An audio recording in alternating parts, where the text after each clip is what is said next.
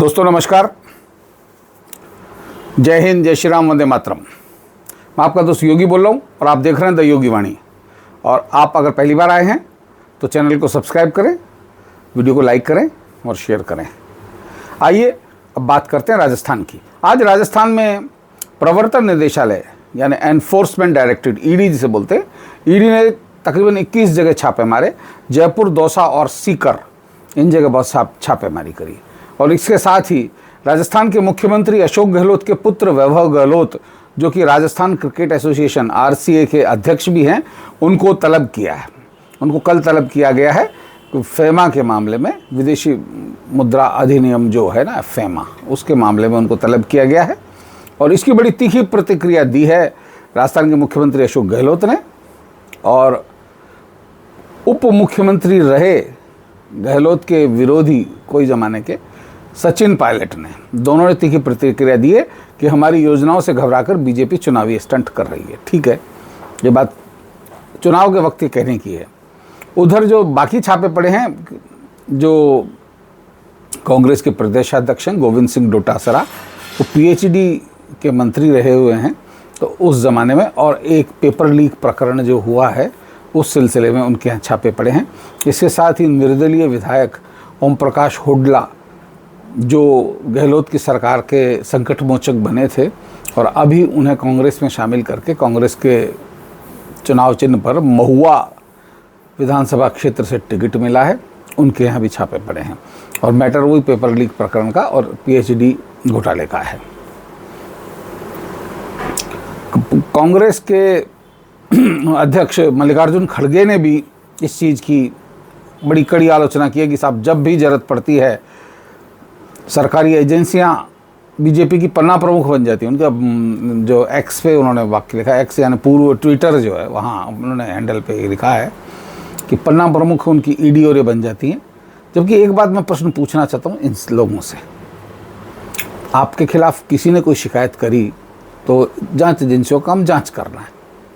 अगर आपको लगता है, और बहुत लोग कहते हैं कि साहब बीजेपी के पास जाते ही सब लोग साफ सुथरे हो जाते हैं और बाकी जो विपक्ष है वो भ्रष्ट है। ठीक है, मान लिया भ्रष्ट है, लेकिन बीजेपी के लोग अगर भ्रष्ट हैं तो आप सरकार में बैठे तो आप क्या मूंगफली में छील रहे हो? आपने कभी कार्रवाई क्यों नहीं करी? पिछले 5 साल होने को आ रहे हैं, तकरीबन 2 महीने कम पड़े। अशोक गहलोत राजस्थान के मुख्यमंत्री हैं। राजस्थान के मुख्यमंत्री रहते हुए उन्होंने बीजेपी के किस नेता पर कार्रवाई करी? राज्य की पुलिस, सीआईडी और बहुत सारी चीज़ें उनके पास हैं। और इस मुकदमे को वो सीबीआई को भी सौंप सकते हैं ना, लेकिन वो नहीं करते ना ऐसा। तो ऐसी कौन सी राजनीतिक मजबूरियां हैं? इन घटनाओं की आप पॉलिटिकल मंच पर बैठ कर आलोचना कर दो। 12 बजे प्रेस कॉन्फ्रेंस करके अशोक गहलोत ने बहुत उद्यम मचाया और साहब, हमारी जो गरीबी वाली योजनाएं हैं, महिलाओं की योजनाएं हैं, इनको बीजेपी नहीं चाहती कि जनता तक पहुँचे। भाई, आपकी योजनाएं अपने आप ही पहुँचेंगी जनता तक, लेकिन आप लोग खुद क्यों नहीं कार्रवाई करते? खुद आपके पास बहुत कुछ है ना। बाकी तो अच्छा, कार्रवाई की बात है, कार्रवाई का एक यहाँ स्ट्रक्चर होता है हमेशा। अगर किसी की शिकायत मिलती है तो कोई जैसे आयकर के पास में आपने शिकायत कर दी कि फला फला आदमी इस तरह है, तो आयकर विभाग उस पर कार्रवाई करेगा, जांच करेगा।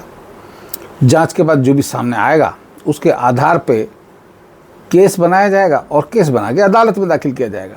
अगर आपकी जांच में कमज़ोरी पाई गई है तो अदालत से केस वैसे ही मुक्त हो जाएगा। ये होता ही आया है ना फौरी तौर पर। हाँ, कानून व्यवस्था थोड़ी सी लचर होने से ये होता है कि फैसला होने में लेट हो जाता है, तो जिस व्यक्ति पे आरोप लग जाते हैं वो थोड़े दिन के लिए कटघरे में खड़ा हो जाता है। एक ये जरूर एक नुकसान है।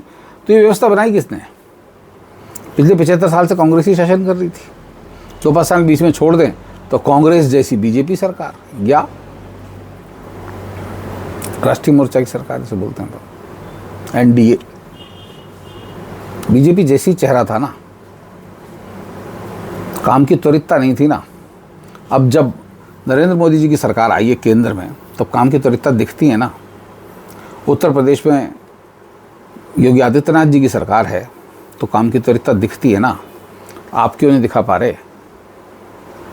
सिर्फ ये सभी लोग, छत्तीसगढ़ में भी अभी कुछ दिन पहले ईडी के छापे पड़े, कांग्रेस ने हुड़दंग मचाया।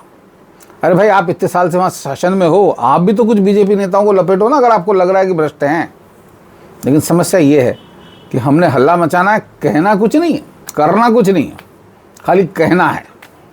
ये वही पुरानी परंपराओं का पालन है कि हाँ तुम मेरी पीठ खुजाओ, मैं तुम्हारी खुजाता हूँ। यानी मैं तुम्हारे भ्रष्टाचार के मामले नहीं खोलूँगा, तुम मेरे मत खोलना। मैं कतई नहीं कहता कि भाजपा में भ्रष्टाचार नहीं है, लेकिन इस पे उंगली उठा के कोई कार्रवाई करे तो सही। और आ जाते प्रेस कॉन्फ्रेंस करने, वही बिल्कुल अरविंद केजरीवाल का जो अनारकी तरीका है ना राजनीति करने का, वही तरीका और पार्टियां धीरे धीरे सीख रही हैं। और कांग्रेस सबसे ज़्यादा सीखने में तो एक्सपर्ट है। हालांकि आम आदमी पार्टी कांग्रेस की जड़ें काट रही है, लेकिन बावजूद इसके वो तरीके जो प्रधानमंत्री को गाली देने के तरीके होते हैं वो सीख रहे हैं। जाट नेता राज्यपाल रहे सतपाल मलिक, जिनको चौधरी चरण सिंह ने लतिया के बाहर निकाला था, कल राहुल गांधी को 10 जनपद में बैठ कर इंटरव्यू दे रहे थे और बता रहे थे 6 महीने से ज़्यादा मोदी सरकार नहीं रुकेगी। भाई साहब, आप भी यही हो, हम भी यही हैं और जनता भी यही है। जनता तय करेगी ना आप कौन। आप राज्यपाल बन के तो ढंग से संभाल नहीं पाए और हमेशा सरकार पे सवाल खड़े करते हो। भाई आप सवाल खड़े कर रहे हो, आपके पास कुछ सबूत है तो सबूत दो ना, कहीं अदालत में मुकदमा दायर करो ना। खाली पंचायत करने से, बकवास करने से तो क्या होने वाला है। तो यही हाल कांग्रेस का है और इस कांग्रेस के हाल उनको बेहाल बनाने के लिए पर्याप्त हैं। राजस्थान में उनके हाल वैसे ही बेहाल दिख रहे हैं, तो मरता क्या न करता वाली स्थिति है। ऊपर से ईडी ने कार्रवाई कर दी तो कलपने के लिए छाती मिल गई, कहाँ छाती पीटेंगे और अपना माहौल बनाने की कोशिश करेंगे। लेकिन ऐसा संभव नहीं है। जनता बहुत सयानी है, लोग सब देखते हैं आप क्या हो, आपने क्या किया, आप क्या करने जा रहे हो।